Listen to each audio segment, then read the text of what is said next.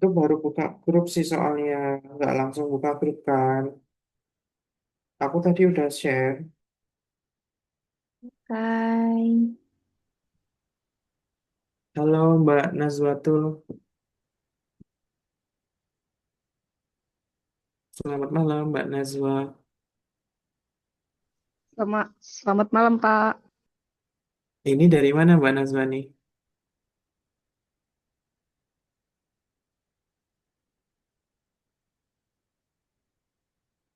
Dari jurusan PGSD, Pak. PGSD mana? Untirta. Untirta, Pak. Semester berapa? Semester 1. Oh, PA saya ya. Ya, Pak. Teman-teman yang lain mana? Kurang tahu, Pak. Ini lagi di-share sama Abay.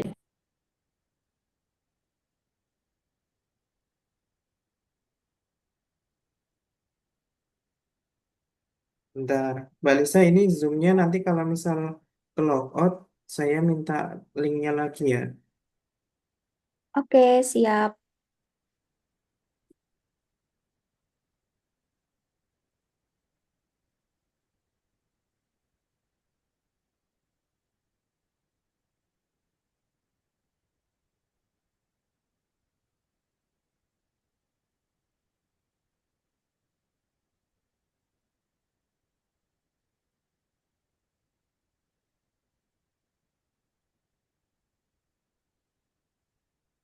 Kayaknya sambil kita mulai ya Mbak. Yuk kita mulai aja. Saya izin buka ya.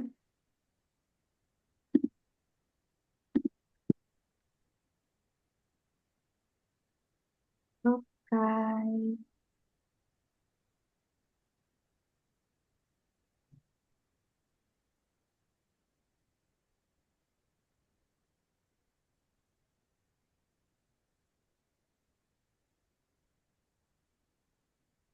Oke, Assalamualaikum warahmatullahi wabarakatuh.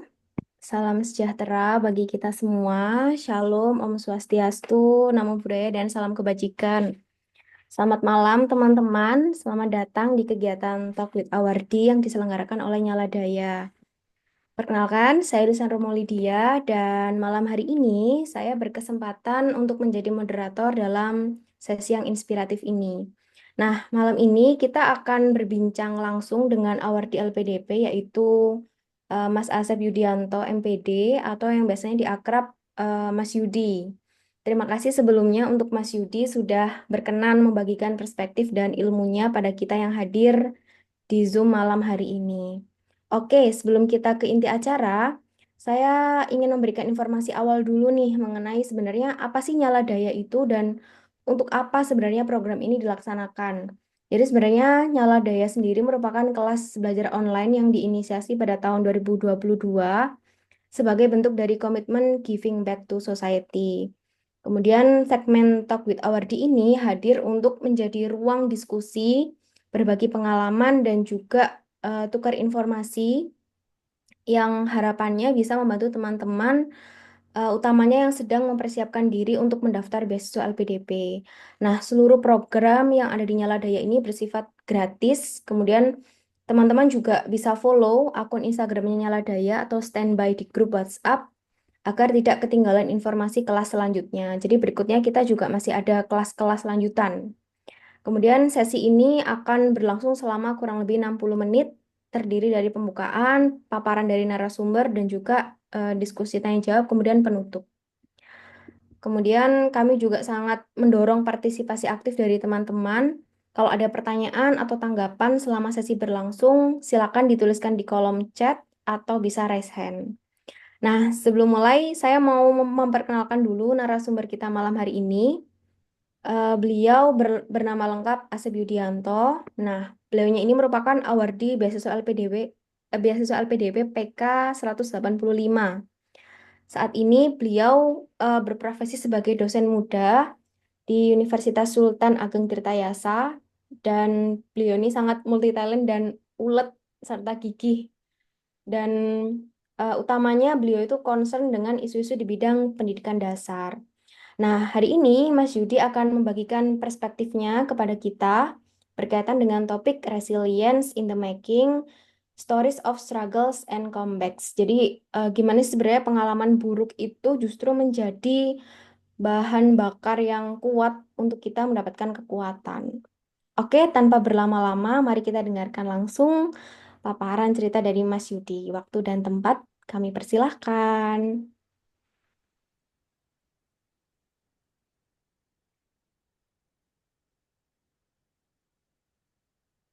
Terima kasih Mbak Lisa yang telah memberikan kesempatan untuk dapat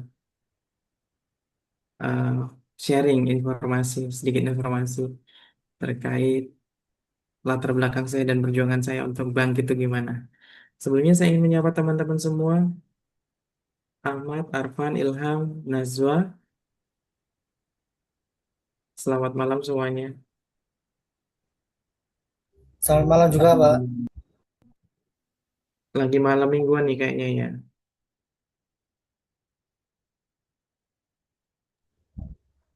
Ya, gitu, Pak. Malam mingguan. Oke.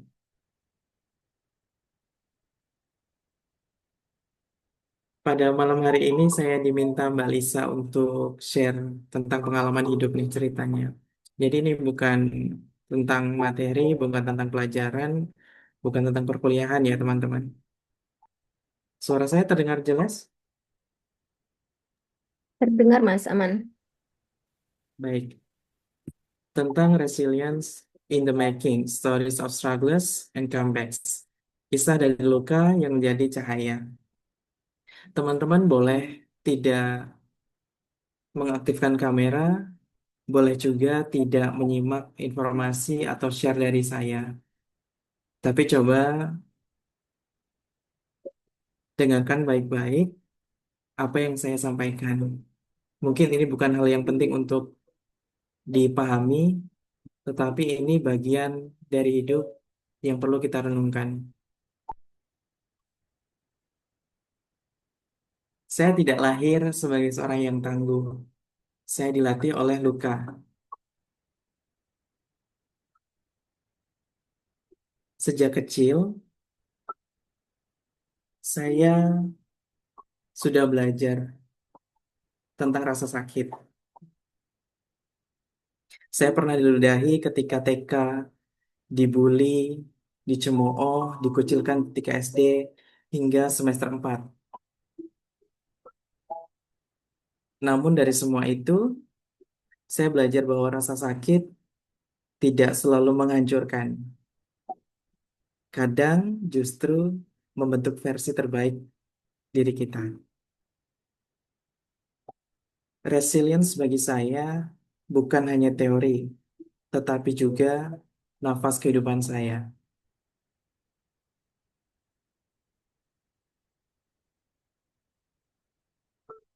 Dari juara menjadi anak yang gagal.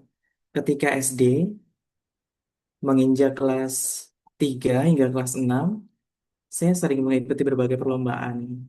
Mulai dari matematika, menggambar, melukis, hingga menempel pada media tempel. Dan saya mendapatkan juara hingga ke tingkat kabupaten. Bahkan saya juga menjadi perwakilan kabupaten untuk berlomba di tingkat provinsi. Tapi semua itu hilang, semua itu tenggelam ketika saya menginjak masa-masa SMA, masa-masa SMP, di mana saya berasal dari kampung, dari desa, yang saat itu saya memilih sekolah di kota. Dulu SMP saya itu rintisan sekolah berstandar internasional.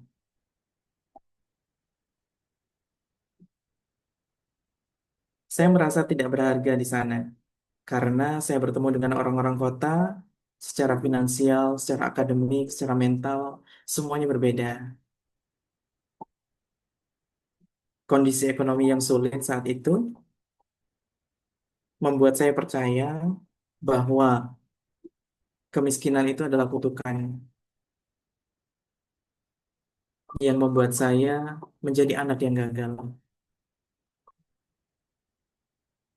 Di masa SMA juga tidak berhenti. Saya menjadi bahan olok-olokan oleh wakil kepala sekolah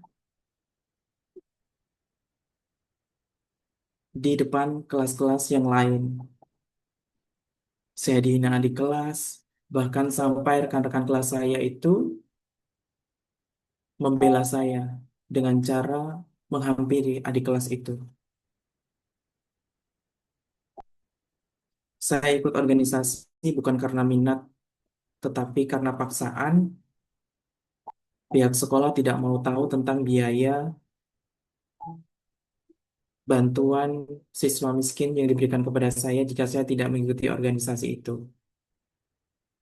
Mau tidak mau, karena suatu keadaan, saya harus ikut organisasi itu.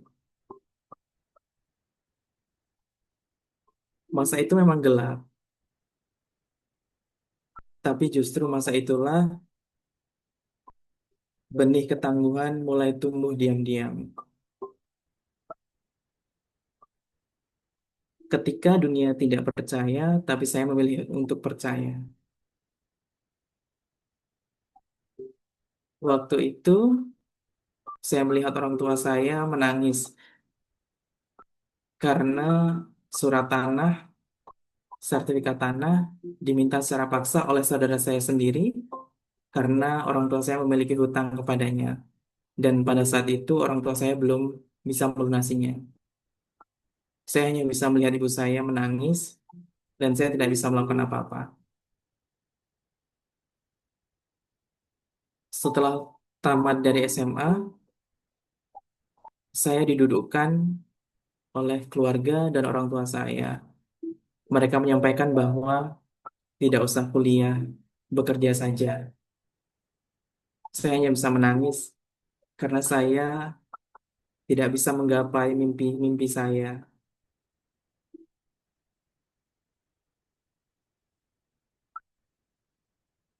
Alasannya sederhana, karena ekonomi. Tapi saya yakin orang tua saya dalam hati mereka yang paling dalam menginginkan saya untuk melanjutkan pendidikan. Secara diam-diam saya mendaftar kuliah dan melalui program beasiswa bidik misi.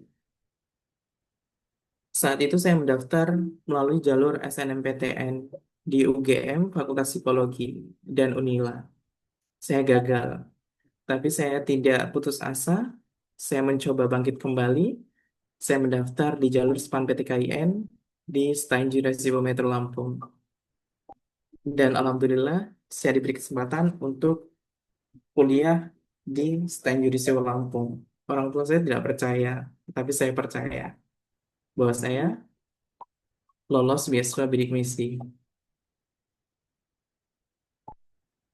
Saya mengingat pesan yang selalu saya lontarkan kepada ibu saya ketika saya pulang mengajar ngaji. Jadi saya adalah guru ngaji di kampung. Ketika pulang mengajar, saya selalu bersimpu di kaki ibu saya. Saya sampaikan kepada ibu saya, Bu, saya ingin menjadi dokter, tapi mungkin memang Tuhan itu memberikan jalan kepada kita, bukan apa yang kita butuhkan. Bukan apa yang kita inginkan, tetapi apa yang kita butuhkan. Dan Tuhan beri jalan itu.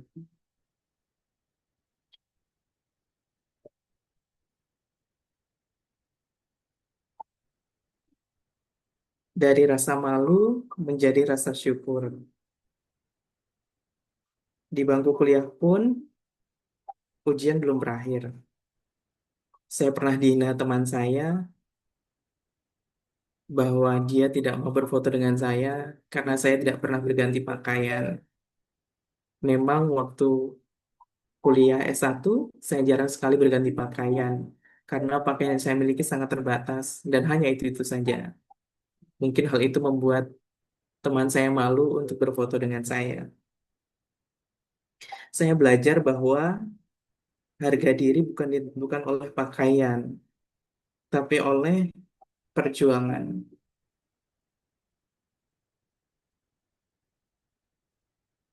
Dan saya bersyukur bisa melanjutkan studi S1, walaupun secara tampilan memang saya hanya itu-itu saja pakaian yang saya kenakan. Tapi saya bersyukur atas itu semua. Banyak anak muda mengejar masa depan bukan karena cinta yang gagal, tetapi karena luka yang terlalu dalam, dihina, diremehkan, dan melihat orang tuanya tersiksa. Salah satunya adalah saya.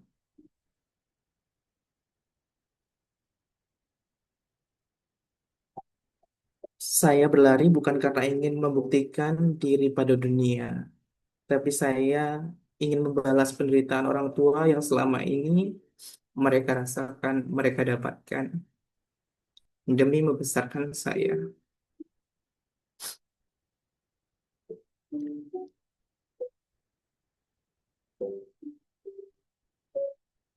Akhirnya saya menemukan arti bangkit. Saat itu saya mengikuti sebuah event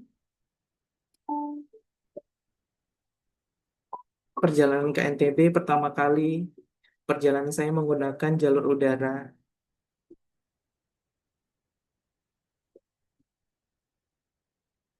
Saya menemukan bahwa kisah hidup saya ternyata menyentuh banyak orang. Saya mulai menulis, saya mulai berbicara. Saya belajar bahwa bangkit bukan soal siapa yang paling kuat, tapi siapa yang paling tetap lembut meski pernah disakiti.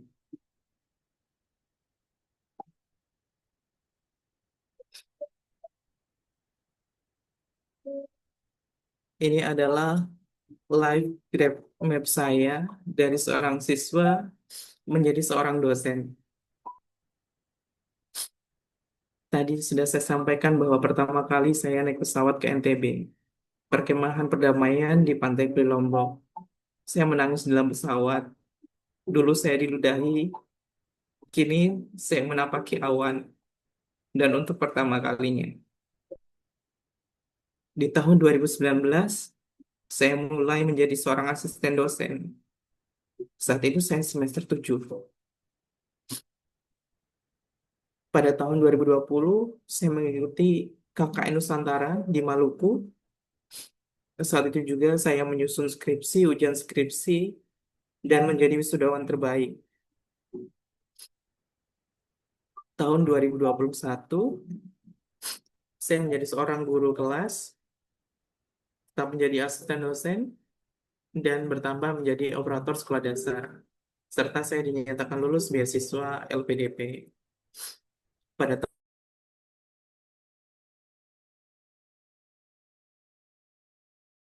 tahun 2022, saya mengundurkan diri dari semua pekerjaan saya dan saya fokus kuliah dengan beasiswa LPDP. Pada tahun 2023, conference di Bangkok dan juga didanai oleh LPDP. Tahun 2024, saya lulus S2 cum laude IPK 3,94. Saya juga mengalami hal-hal yang tidak menyenangkan. Saya melamar ke berbagai instansi pendidikan dan mengalami penolakan. Tapi akhirnya, saya diterima sebagai dosen luar biasa di IAIN Metro Lampung. Dan pada tahun yang sama, saya lulus CPNS dosen di Untirta. Tahun 2025, saya resmi menerima SK CPNS dosen di Untirta dan juga sebagai tutor online di Universitas Terbuka. Ini adalah sedikit gambaran perjalanan hidup saya dari seorang student menjadi seorang lecturer. Apa yang saya pelajari?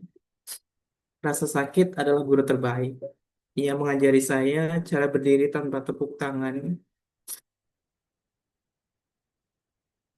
Ketangguhan tumbuh dari kesunyian. Saat tak ada yang percaya, saya belajar percaya pada diri saya sendiri. Tidak semua kemenangan itu terlihat. Kadang kemenangan sejati adalah ketika kita tidak lagi marah pada masa lalu kita. Kebaikan kecil menyelamatkan. Teman yang menemani, senyum orang tua, semuanya adalah berarti bagi saya. Resilience bukan kembali seperti dulu, tapi menjadi lebih utuh dari sebelumnya.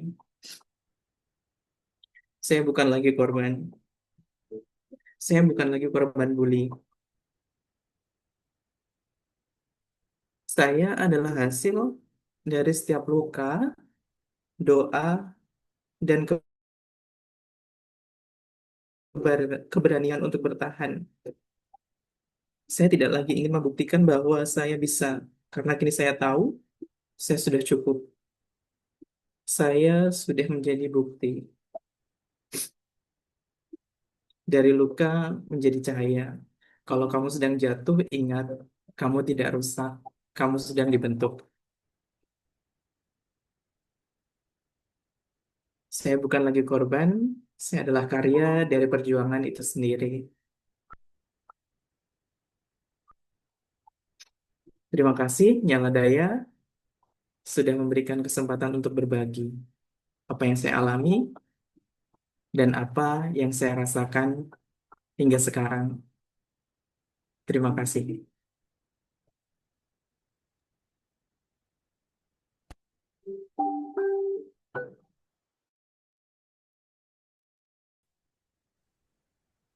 Terima kasih Mas Yudi sudah berbagi kisahnya dengan kita malam hari ini. Saya mendengarkan itu rasanya kayak setiap dari kita tuh pasti punya titik terendah, tapi bagaimana akhirnya titik terendah itu bisa kita balik biar ya kita ada perubahan, kemudian kita belajar dari situ. Sangat menginspirasi sekali. Utamanya untuk teman-teman yang awalnya tidak percaya bahwasannya mimpinya itu bisa digapai begitu ya. Nah, cerita dari Mas Yudi malam hari ini tuh bisa membuktikan itu bahwasannya mimpi-mimpi yang tidak dipercayai oleh dunia sekalipun, kalau kita percaya, kita bisa menempuhnya gitu ya Mas Yudi. Silakan untuk teman-teman yang mau bertanya, mau sharing kisahnya, silakan bisa raise hand, bisa drop juga di kolom komentar. Karena saya merasa bahwa kisah-kisah seperti Mas Yudi itu bisa jadi banyak sekali dan bullying itu masih menjadi salah satu topik yang apa ya masih terjadi sampai hari ini begitu. Dan sebenarnya yang bisa membela kita kan ya diri kita sendiri gitu. Bagaimana akhirnya kita bisa memilih untuk tidak lagi menjadi korban, tapi berani speak up begitu. Mungkin sebelum ada teman-teman yang ingin bertanya, saya mau bertanya dulu nih Mas, boleh? Boleh, silakan Mbak Lisa. Oke. Em, tadi Mas Yudi itu sangat apa ya deep gitu ketika menceritakan bagaimana pengalaman keluarganya yang sampai surat tanahnya itu diambil oleh saudaranya. Em, Kira-kira apa yang akhirnya Mas Yudi pelajari dari situ, Mas? Dan em, akhirnya ketika Mas Yudi bangkit, bagaimana akhirnya Mas Yudi bersikap ke orang yang dulu apa ya melakukan tindakan yang tidak menyenangkan kepada saudara. Kalau saudara kan kayaknya apa ya karena ikatan darah itu kan.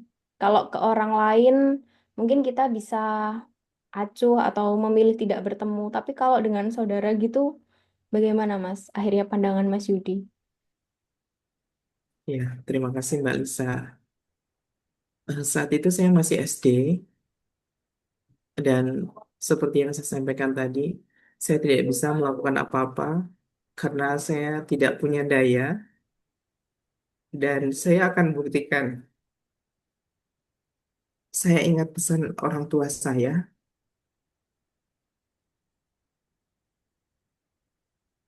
jadilah yang lebih dari orang tuamu.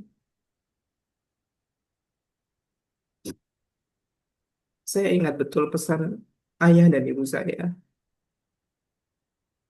karena mereka tahu bagaimana sakitnya ketika saudara sendiri bersikap seperti itu. Kami pun sudah, saya belajar sabar dari ibu saya. Ibu saya adalah orang yang sangat sabar sekali. Ibu saya tidak pernah dendam dengan orang yang telah menyakiti keluarga dan saya. Dan hingga saat ini pun, setelah semua kejadian itu, lambat laun hutang lunas itu hutang itu lunas. Dan kami pun menganggap itu memang ujian hidup kami. Dan kami tidak memiliki rasa dendam sama sekali terhadap orang itu. Dan seperti biasa komunikasi juga tetap biasa, baik.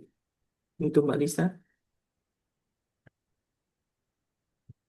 Oke, menarik ya. Maksudnya proses akhirnya memaafkan, kemudian menerima itu kan pasti takes time, apalagi untuk anak sekecil itu melihat kejadian tidak menyenangkan gitu.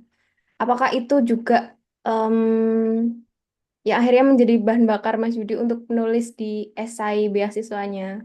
Atau mungkin Iya, bisa diceritakan dari bagaimana proses itu akhirnya Mas Yudi kemas dalam bentuk tulisan di esai? Bagaimana Mas? iya. Saat ini eh, teman-teman dan Mbak Lisa sudah lihat ya bagaimana saya sudah berada di atas walaupun juga masih sedang berjuang. Dan saya menjadikan pengalaman-pengalaman hidup, saya melihat orang tua saya, itu menjadi cambuk bagi saya. Tadi ada kutipan bahwa tidak semua orang itu eh, berjuang karena kegagalan dalam cinta, tapi karena luka yang begitu dalam. Dan itu menjadi eh, semangat saya untuk mengembalikan marwah orang tua saya yang telah dihina, dicaci maki. Saya adalah satu-satunya harapan mereka.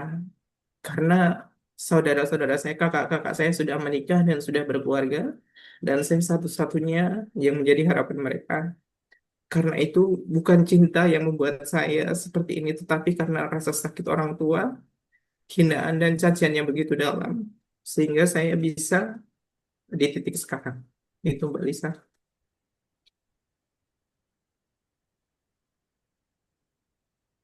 Hmm. Berarti dulu akhirnya memilih lanjut studi, memilih untuk apa ya, menempuh mimpi yang sekarang itu karena salah satu bahan bakarnya juga apa ya, ingin membuktikan gitu ya Mas ya, bahwa dari kesedihan itu sebenarnya bisa lahir mimpi-mimpi baru dan bisa memperbaiki.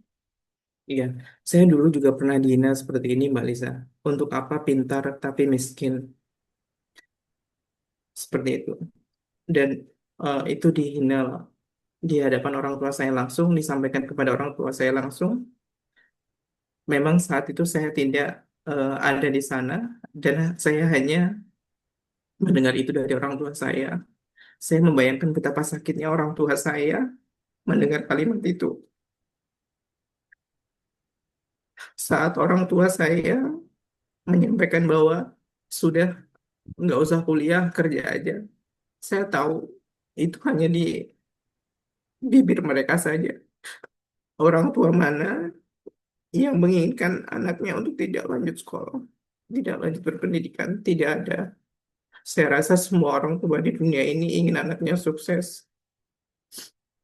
Dan saya mati-matian, saya harus pinjam motor ke sana kemari untuk mendaftar kuliah, untuk mengumpulkan berkas.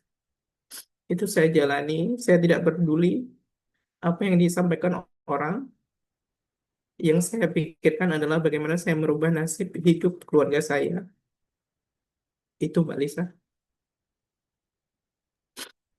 Jadi Mas Yudi itu perwujudan nyata ya bahwasannya memang pendidikan itu jalan yang valid untuk kita bisa merubah nasib begitu. Karena ya saya juga sebenarnya tumbuh di lingkungan yang kayak ngapain sekolah lagi gitu ya. Kayak memang em, pemikiran-pemikiran itu tuh masih banyak dimilikin oleh masyarakat kita sendiri.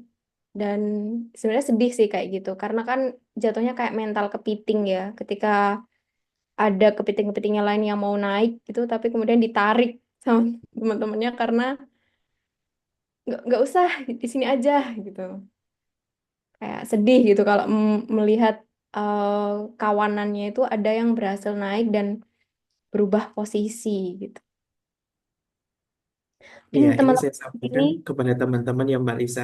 Saya bukan menjual kesedihan, tapi memang ini kisah nyata saya dan mungkin ada yang menganggap eh, seperti itu aja kok dibikin berlebihan. Ini bukan tentang seperti itu saja dan bukan berlebihan atau tidaknya. Tetapi setiap orang punya grade standar mental masing-masing yang tidak bisa disamaratakan begitu. Dan menurut saya ini adalah iya, jalan hidup saya yang harus saya lalui dan saya harus berbagi. Saya tidak ingin orang-orang lain eh, merasakan apa yang saya rasakan. Setidaknya cukup mendengar kisah saya saja dan mereka bisa bangkit. Tidak perlu merasakan kesakitan yang saya alami. Begitu, Kak Lisa dan teman-teman semua. ya saya juga belajar banyak gitu dari perspektif Mas Yudi. Kemudian bagaimana akhirnya pilihan-pilihan itu Mas Yudi ambil, tetap optimis bahwa em, sebenarnya pilihan Mas Yudi melanjutkan studi dan memilih LPDP untuk kelanjutan jenjang magisternya itu kan sangat relate gitu karena sesuai dengan visi misi LPDP sendiri kan. Untuk teman-teman yang mau drop komentarnya terkait dengan besok LPDP boleh sekali Mas Yudi akan dan saya akan berupaya untuk menjawab itu. Mungkin ada kekepuan-kekepuan gitu. Kira-kira apa saja sih eh, harus sesakit apa biar diterima LPDP gitu barangkali. Karena kan kisah latar belakang kita untuk memilih beasiswa itu bisa Betul. dipertimbangkan juga begitu. Betul. Mungkin Dan esai bisa saya, Mbak diceritakan juga Lisa, Mas. ini spill sedikit tentang esai saya. Itu 50% adalah kisah perjalanan hidup saya. Dan itu dicemooh oleh beberapa mentor. Tapi saya buktikan bahwa dengan esai yang tulus itu, saya bisa diterima LPDP one shot. Shoot. Kita kasih plus teman-teman. Karena one shot itu menurut saya suatu pencapaian juga gitu. Karena ada beberapa, saya udah bertemu beberapa teman-teman awardi, ada yang percobaannya bisa sampai 5 6. Betul, Iya, betul. serius. 5 sampai 6 Dan kali saat itu saya ada. menjadi mentor, Mbak Lisa, secuil kesombongan pun itu akan nampak dan itu akan menggugurkan mereka.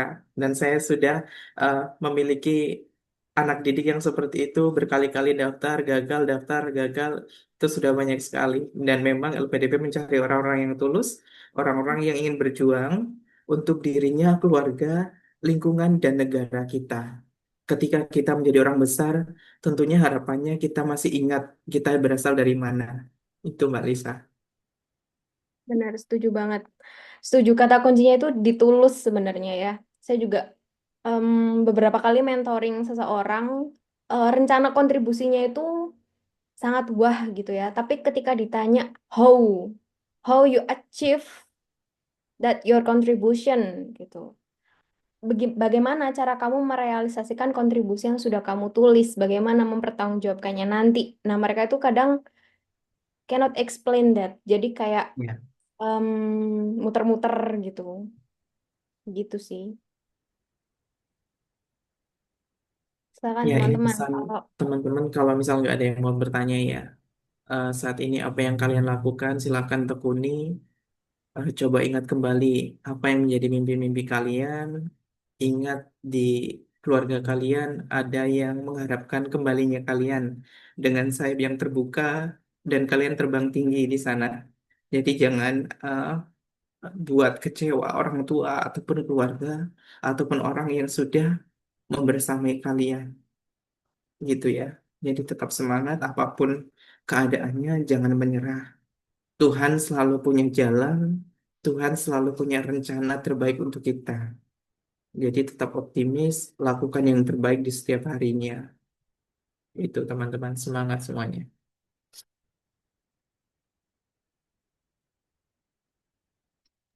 oke, Kayaknya waktu teman-teman nggak ada yang mau tanya ya. Eh, Dan waktu kita limit ya Mbak Lisa, tinggal 3 menit lagi. Tuh, Teman-teman sayang kalau mau sekali. tanya boleh di kolom chat ataupun on mic langsung. Karena waktu kita 3 menit lagi. Oke, betul. Bisa drop juga di kolom diskusi di grup WhatsApp ya, teman-teman. Ada pertanyaan, Mas, dari Mas Oke. Arfa. Motivasi apa yang menjadi salah satu penyebab Bapak ikut beasiswa LPDP dan mengubah Ya, hidup menjadi lebih baik? eh, motivasi saya adalah orang tua. Dan saya ingat betul pesan orang tua saya, jadilah yang lebih baik daripada kami, orang tuamu. Itu motivasi terbesar saya hingga saat ini. Saya tidak mau eh, menjadi seperti orang tua saya. Karena begitu sakitnya masa-masa mereka memperjuangkan bagaimana saya untuk hidup dan dibesarkan. Gitu, gitu Mas Arfan. Jadi itu salah satu kunci motivasi saya, yaitu orang tua saya.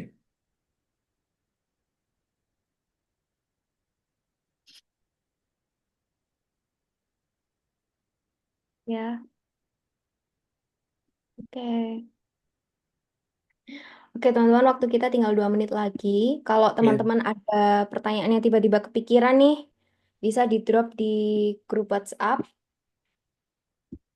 Mungkin Mas Yudi nanti bisa join di grup WhatsApp juga, biar kita ada diskusi interaktif di sana. Karena Nah, kalau boleh, di sini boleh. waktunya terbatas. Oke, ini sudah 2 menit lagi. Mungkin saya izin tutup juga ya teman-teman untuk segmen kali ini. Terima kasih sebesar-besarnya kepada Mas Yudi atas paparan yang begitu menggugah dan penuh makna. Terima kasih juga kepada seluruh peserta yang sudah hadir dan menyimak dengan antusias.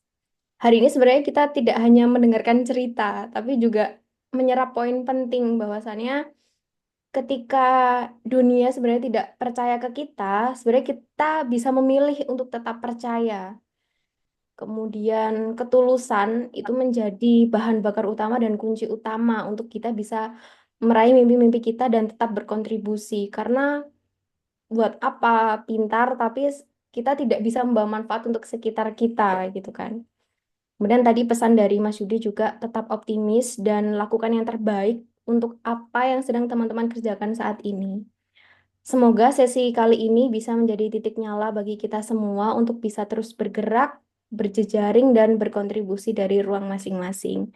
Jika ada pertanyaan lanjutan atau ingin tetap terhubung lebih jauh dengan Nyala Daya atau para awardi, silakan tetap standby di grup dan ikuti Instagram kami. Nantikan kegiatan inspiratif berikutnya. Saya Lisa Romolidia, mohon pamit undur diri. Sampai jumpa di kesempatan berikutnya. Tetap nyalakan daya dan terus menebar manfaat dan jadi bagian dari perubahan. Saya tutup. Wassalamualaikum warahmatullahi wabarakatuh. Selamat malam dan selamat beristirahat teman-teman semuanya. Waalaikumsalam warahmatullahi wabarakatuh. Yang bisa on cam, barangkali bisa on cam, kita dokumentasi dulu.